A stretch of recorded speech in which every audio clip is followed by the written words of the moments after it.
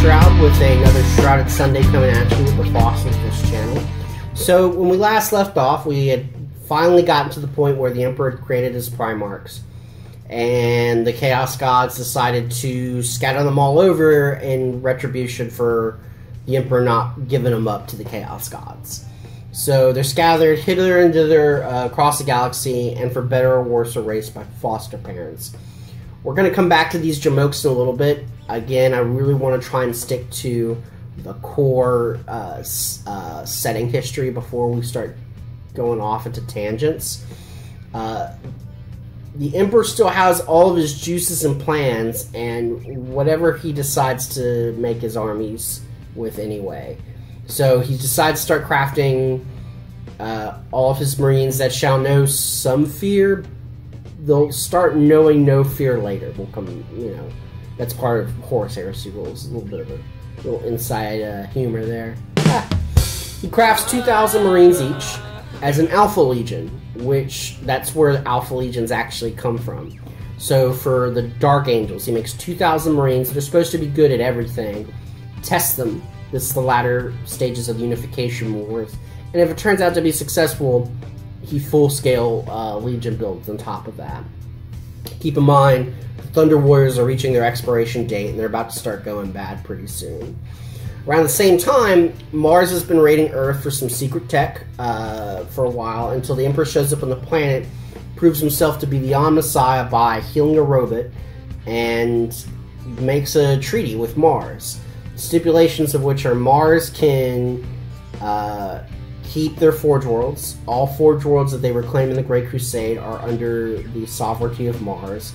They can keep worshipping Johnny Five, and in return, they have to provide material support for the Great Crusade. They're inextricably tied, Mars and Earth, so it's become a united empire instead of two separate ones.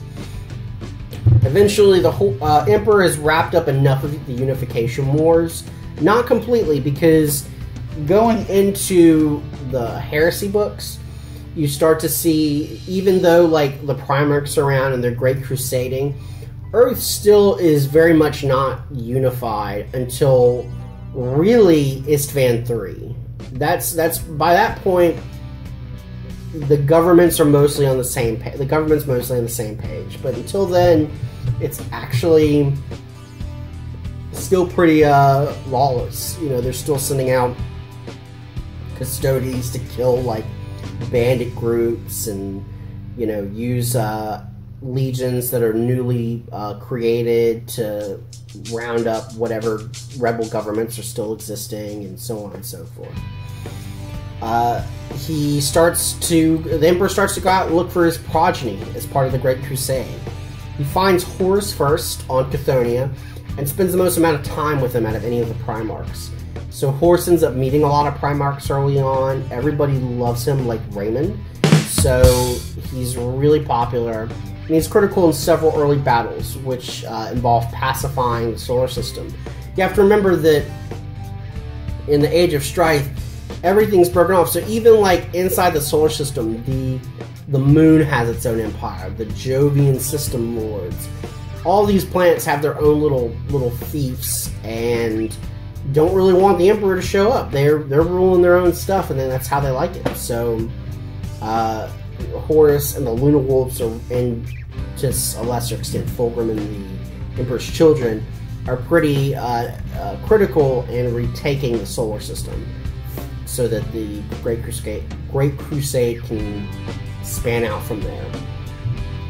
Primarchs are discovered.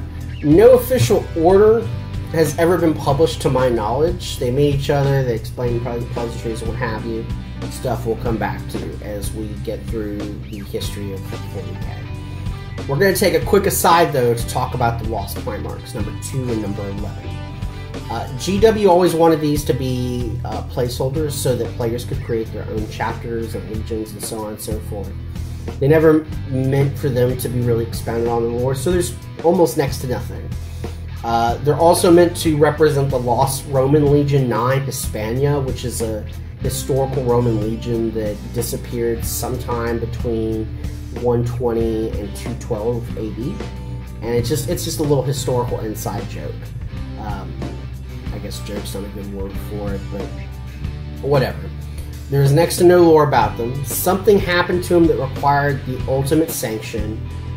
Leman Russ was required to kill both of them. He brags about it, there's no details about it, but essentially it's made clear that the Space Wolves are responsible for killing the Primarchs of the 2 Lost Legions. And those that didn't get executed with their Primarchs get brainwashed and hypnotically trained and end up joining the Ultramarines. At least that's a rumor that a Ward Bearer says to another Ward Bearer in one of the early Horus Heresy novels. The veracity of this is because they're never going to talk about this lore. It's not supposed to be ever expounded on, but there's enough there for you to know about, you know, just to kind of have an idea of what's going on there. Anyway, Primarchs are reunited with their legions. Some take it great, like Rogal Dorn or Robote Guilliman, and some are just assholes, like Angron and Kurz, and are terrible as masters of their legion. That's where we're going to end it there. We're going to start talking about the opening shots of the Heresy next week.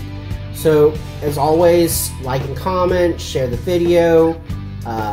You know, let me know if there's anything I'm missing that I'm not covering.